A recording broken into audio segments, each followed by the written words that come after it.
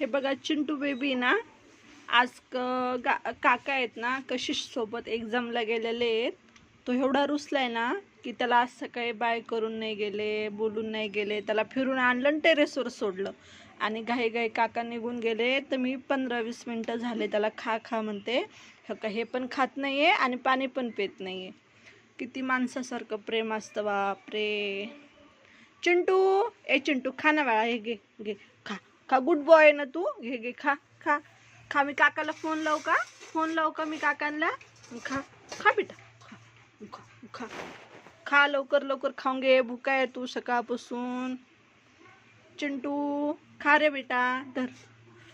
काका म्हणते चिंटूला उपाशीच ठेवलं वहिनीने घरी.